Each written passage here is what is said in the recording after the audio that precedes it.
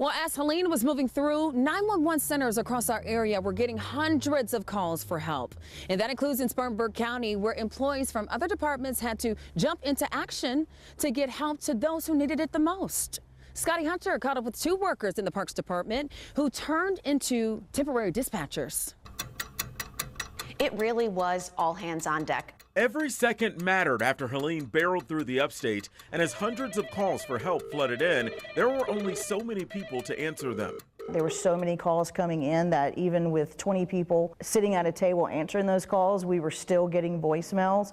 As folks in Spartanburg County woke up to destruction from the storm, the 911 center became ground zero. From the very moment we walked in the door, and they never stopped ringing for 24 hours. That's when workers from different departments suddenly became dispatchers. Our Parks Department staff was called in to man the emergency operations call center. Kristen and Christy were part of that team.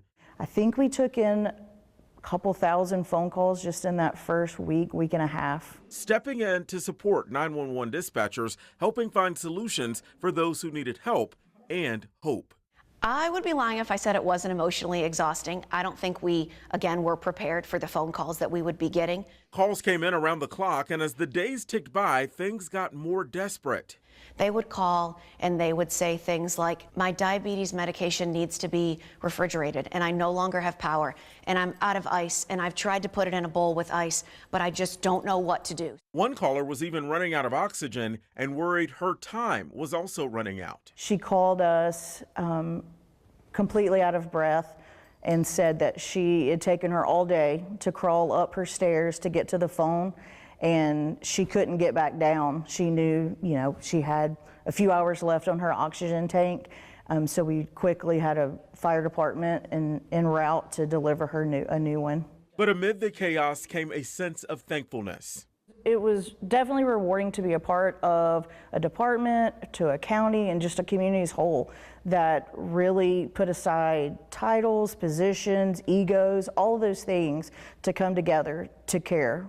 Leaving them grateful to see the spirit of Spartanburg on full display.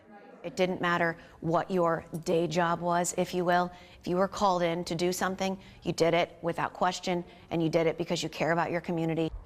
Well, both Christy and Kristen say they are so proud of the Spartanburg County community coming together to lean on one another after Helene.